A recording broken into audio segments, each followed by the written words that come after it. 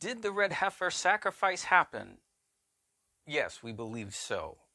Okay, guys, so this week, some interesting, strange things, we must say. Strange things have come up, and basically what happened is there was a sacrifice of one of the red heifers that came from Texas. We saw a short clip of it. We didn't have much information and very little go on. Then what happened is, through the course of this week, the Temple Institute came out and said, okay, none of the red heifers qualify. Meaning that the 5 red heifers that came over from Texas, all right, they don't qualify. And that means that the sacrifice that took place on July 1st this year, there was a sacrifice, that it didn't qualify for the criteria of a red heifer sacrifice. And we also had a post by Byron Stinson. And in his post, he basically said it was a sacrifice. We're going to look at his post. We're going to look at the photos. And so it was, okay, this person says that, the other person says that. And so I said, okay, well, the Temple Institute says that it wasn't a sacrifice, so it wasn't a sacrifice. But I decided to look into it a little bit more and look into Byron Stinson's post and his photographs, and that's what I'm going to share with you in this video. Now, many people will say things that this is prophetic, it's biblical, but what scriptures talk about it? Okay, Numbers 19. Yes, you can see there's a sacrifice there. But there is prophecy about this. They're in the minor prophets. We're mostly going to focus on the prophet Hosea in chapters 4 and 10. Now, for some of you, if you don't know, I'm going to go real quick. The views that a red heifer would have to take place as a sacrifice as to allow ashes to purify the priests, and then thus the building of the third temple could take place, but the building of the third temple can't take place until you have the ashes of red heifer. Okay, this is the kind of long-standing kind of tradition and view. It's even in the Quran. And so when Hamas launched their attack on October 7th, they even said that, okay, there were red heifers that came from Texas and they're stopping, doing what they can. Al-Aqsa flood means that they're coming against Jerusalem to stop the sacrifice of the red heifers. That's what they said, guys. So anyway, so red heifers came into Tel Aviv by flight, coming from Texas. There's 5 of them. And Byron Stinson, you can look him up. He coordinated this and brought these 5 red cows. They have basically been born in the springtime of, of 2021. And it took some time, and by the time they came to the flight and they came to Israel, they come in 2022. All this is very important for you to understand, guys, as we go through this video, the timing. All right. 2022, in the fall, we believe was the Shemitah. And so they're blowing a trumpet of a Shemitah year. This is significant for us. And so keep that in mind. 2022, they come. A year later, Hamas launches their attack in October 2023, also in the time of the fall feast, to stop the sacrifices in their temple sacrifice. Okay. So when I went and looked at the photographs that Byron sent and witnessed this sacrificing of one of those 5 red heifers that he had brought over, I just wanted to look and see what was the information. And basically what he did is, I don't have Facebook. You have Facebook, you can go to his Facebook page. But he did a slideshow. And what I did is I slowly went into the photographs of that slideshow, because some of them flashed for less than a second. And I screen captured all of those, and that's what I want to go over and show you. All right, guys, here's some of the photos from the presentation on Facebook. And what you're looking at here is a drone and a picture of a fox. Okay, very interesting. And now what we have is the construction is taking place. We can see in the hills, and this is very similar to what Shiloh looks like. And essentially what's happening is there's a crane coming in, and it's bringing this pre-built platform of wood that the Heifer is coming in on. Okay, the sun is going down. It's a little bit later in the day, and still the crane has dropped, and so this is one of the days. And in this photo, sorry for the poor quality, but this is the back of the truck, the crane, and the lowering of that wood platform that the sacrifice would take place. Okay, this is the red heifer in its pen in Shiloh. A photograph of that. Okay, here we can see the next day, most likely. Either the sacrifice has taken place on site or somewhere else, and that the cow was brought in on this truck. And here you can see the animal is deceased. He is on the platform. But what I want you to notice is that these are Jews. These are all Jews. They have the kippah, which is on the head. That's what all these little caps. Those are Jews. Okay, many of them with the white shirt and black pants. These are Jews. Okay, and so they're present. Are these priests? Most likely. Most likely. We don't know for sure. Nobody's saying anything. We don't see any. Honey and cinnamon might be the secret to naturally preventing Alzheimer's and early dementia. I'm 71 years old, but my memory is as sharp. Any identities or anything, but this is a photograph, okay, which clearly shows them there. Again, the animal is on the platform. Okay, he's been sacrificed, and again, we look over here, and you can see these are Jews. These are Jews. They're most likely those saying that they are of the tribe of Levi, and there are many of them. So they're overseeing the sacrifice. So there are Jews there. Are they Levites?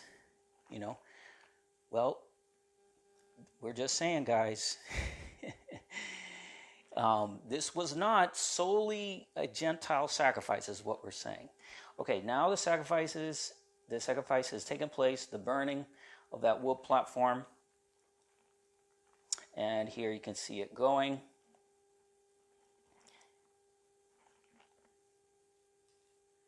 And here is that drone. So now we have the drone, which is above the wood platform, and there you can see the red heifer. Okay. I believe this is Byron Stenson standing here.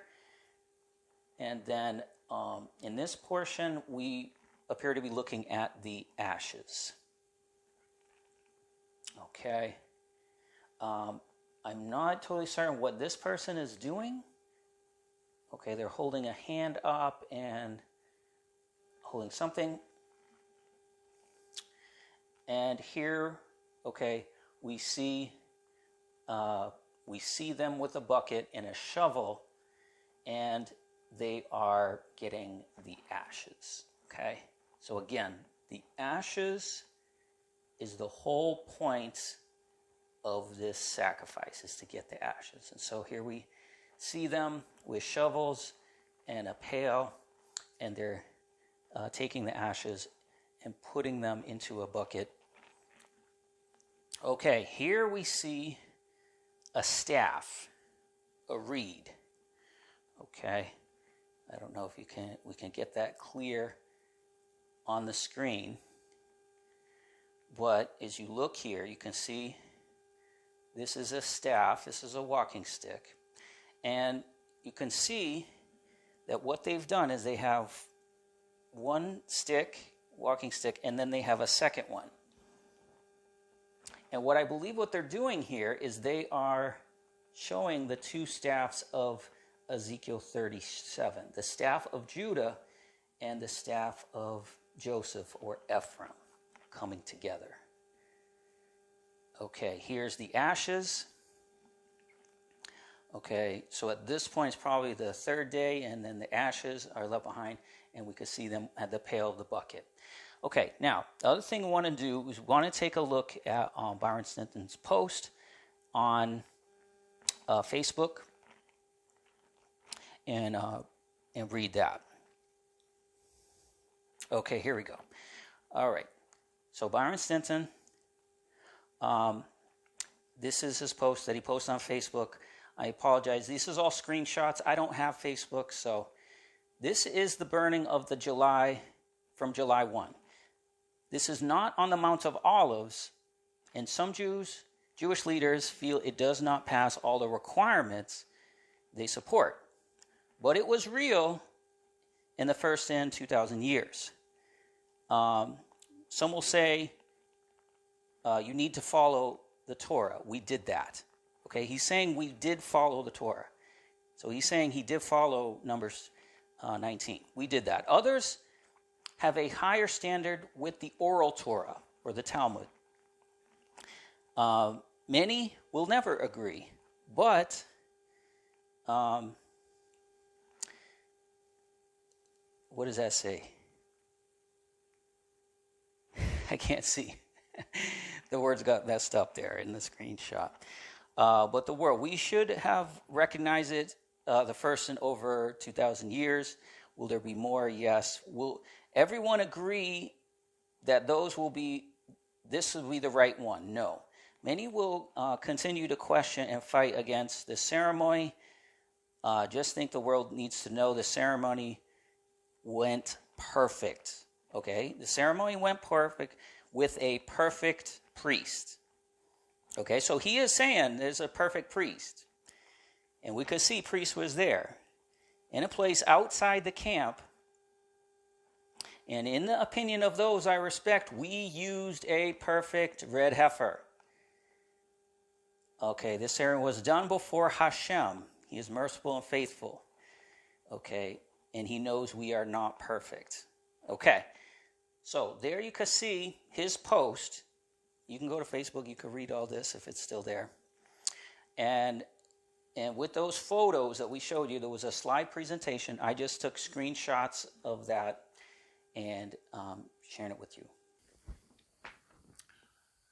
Okay, there as we look at the photos, now we want to talk about the elements of what it is that we looked at and why is it that we can actually see those things in prophecy. And before we do that, I just want to explain one other thing. And that is that there's a lot of complexities around doing sacrifices in the modern state of Israel. You guys know I was in Jerusalem and was witness to many of them. And from what I understand, you have to get approval from the government to do a sacrifice, okay? You can't just, you can't go online and tell people, okay, this is what we're doing. We're sacrificing animals and not get approval from the government. So what I believe has happened is that this is the sacrifice of the red heifer, and it did not get official government approval by the organizations like the Temple Institute. So they cannot come out in public and say, okay, this is the sacrifice of the red heifer. We have the ashes. They can't do that unless they get government approval. So if the sacrifice took place, it didn't get government approval, they're not going to say this is the official sacrifice. You see, so because this has so much attention, the red heifer's got so much attention, it's in mainstream media. Hamas said they did October 7th as a result of red heifers coming from Texas. Because of this, what I believe has happened is that there's no official government approval of the sacrifice, so Temple Institute and them, they can't say this is the red heifer, but they have the ashes. Now, for those of you that understand the whole backdrop of all this, well, basically, there's a guy from the United States, Byron Stinton, who we looked at the photographs. He went throughout Texas, went through cattle ranchers to find red heifers to send to Israel. He did so. He was even there when they were being born, and so that was in 2021. In 2021, in the springtime 2021, these heifers were born, and then it basically, to summarize, it took them a year and a half to get them on a flight from New York to Tel Aviv, and they show up in Tel Aviv in September of 2022. Okay, real important. Now, in our view, we're not saying 100%, but in our calculation of the Shemitah year, 2022 was the 7-year Shemitah year. Okay, so they're arriving there at that time, and that's significant. And so what happens is the heifer would have to be sacrificed within a certain period of time. It can't go beyond 4 years, essentially. And so that's kind of where we are. If the heifer goes beyond 4 years, it's not qualified. So they did this sacrifice. It meets some of the criteria, but not all. Okay, the sacrifice is supposed to be done on the Mount of Olives according to Jewish tradition. It wasn't done on the Mount of Olives. It was probably done somewhere around Shiloh in Samaria.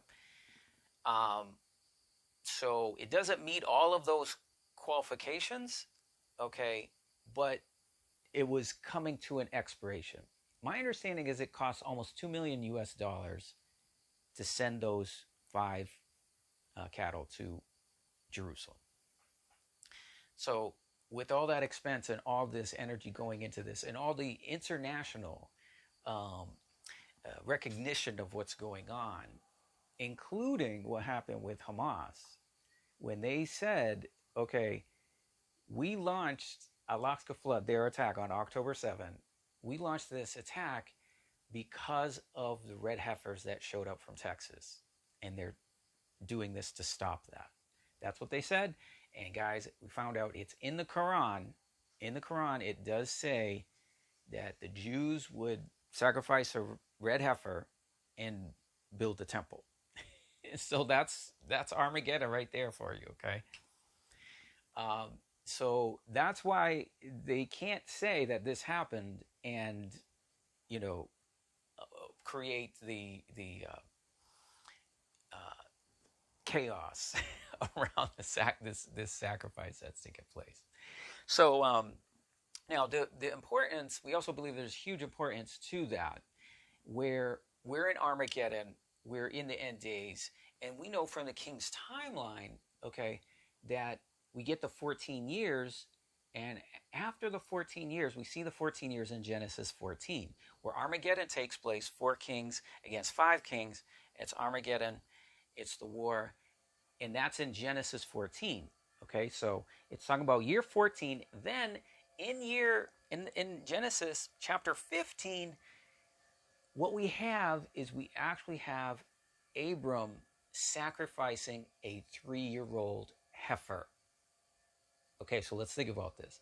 We get year 14, Armageddon, Genesis 14. The next chapter, Yahweh confirms his covenant with Abram, and he sacrifices a heifer, 3 years old. That's reason number 1, we believe that this is the sacrifice, because it's following that pattern in Genesis 14 and 15. The second reason is in the book of Isaiah. In fact, let's read it. It's Isaiah 15. It talks about the 3-year-old heifer. All right.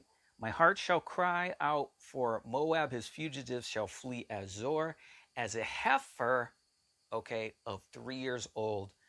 Okay. So here in Isaiah 15, it's once again a passage dealing with Armageddon. Okay. And 3 years from when? Well, it's 3 years since the heifers arrived in Israel, right? 2022. And it's coming close to that. It's coming close to when they're going to expire. And so that's what we believe this is, the 3 years. It's also in Jeremiah 48.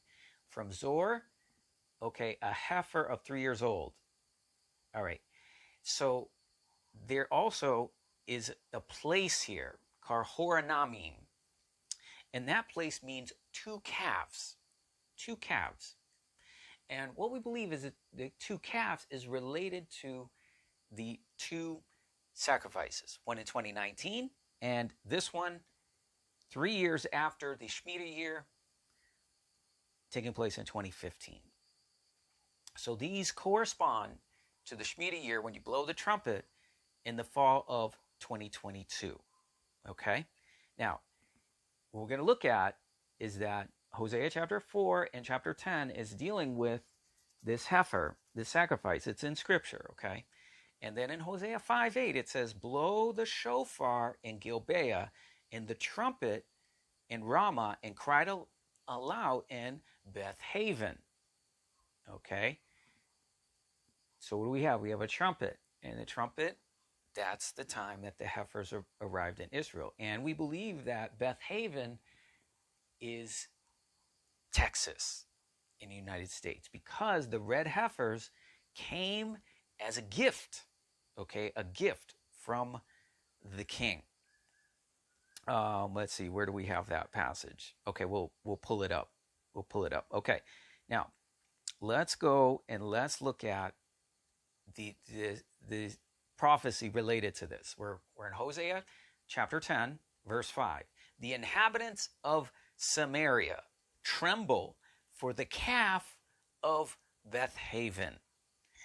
Calf here is heifer. Okay, so the inhabitants of Samaria tremble for the heifer of Beth Haven from Texas.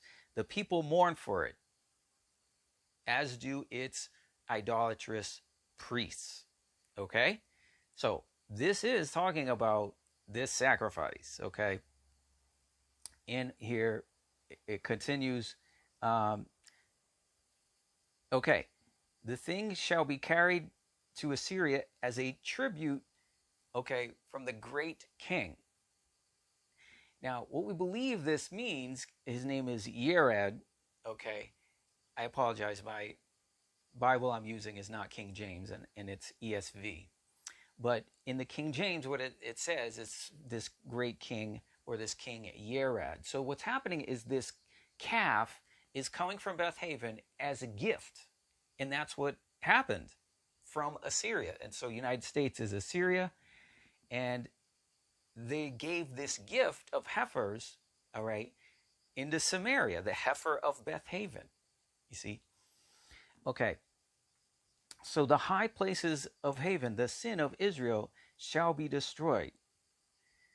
Okay. So that's one of the passages here that is dealing with the heifers coming from Beth Haven, from Texas, as a gift to Israel. Now, let's also go to Hosea chapter 4. In Hosea chapter 4, some of these are famous passages, but we're going to look at this in light of the heifer. My people are destroyed for a lack of knowledge. You guys been to church, you've heard this many times. Because you have rejected knowledge, I have rejected you from being a priest. Okay, so here we can see that it's speaking of the priests, and we can see in the photos there were priests there, guys, doing this sacrifice.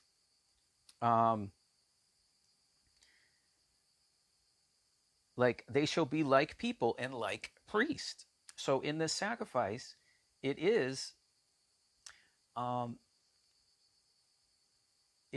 done with not just Gentiles, but there are Jews there as well. There are priests there. And let's see. Okay. The other thing is you could see that they showed a picture of a staff, right? They showed a picture of a staff. And they sacrifice, verse 13. So they sacrifice on the tops of mountains, and we can see them sacrifice on the tops of mountains, nor go to Beth Haven. So again, right here, we see Beth Haven in verse 16. All right. And the staff, here's the staff. In my people are destroyed for a lack of knowledge because they have rejected knowledge. I will also reject you, that you shall not be my priest. Their verse 12, their staff declareth unto them. Okay, so some of the things that we're looking in those photos, guys, we're seeing priests. We could see that they put this staff there. Now, why did they put this staff there? Okay, so I'm looking at all these things that they're doing, and I'm seeing them in these scriptures. Okay, I'm not judging, I'm not saying anything. I'm just saying this is prophecy being fulfilled. Now, why did they put the staff there? Basically, the staff that they put there is put to bring together the two staffs in Ezekiel chapter 37, the staff of Judah and the staff of Joseph, of Ephraim. The two staffs will come together and they will be as one. So that's why they laid that staff there on the ground, showing that the staff of Joseph is there doing the sacrifice. Okay, so that was their intention, but the staff is also appearing in the prophecy. My people take counsel of their stocks, and their staff declares unto them. Okay, here in chapter 4, Israel slides back as a backsliding heifer. Let me say it again. Israel slides back as a backsliding heifer. Now the Lord will feed them as a lamb in the large place. Ephraim is joined to idols, let him alone, their drink is sour. Okay, so even when these heifers came, there is a place in Texas called Aven, Aven Ridge, and it may have been in a close proximity to where these heifers came. So that's part of the reason we also believe that these prophecies of Aven is talking about Texas. Okay, so basically, what do we gain understanding here? Is that the timing of when this is happening, we didn't know this in advance, but once we can see these things happening, this sacrifice happen, even though there's conflicting reports, we do believe that this sacrifice is taking place. They have ashes. You could see they have ashes. They're putting ashes in the bucket. That's the point of this.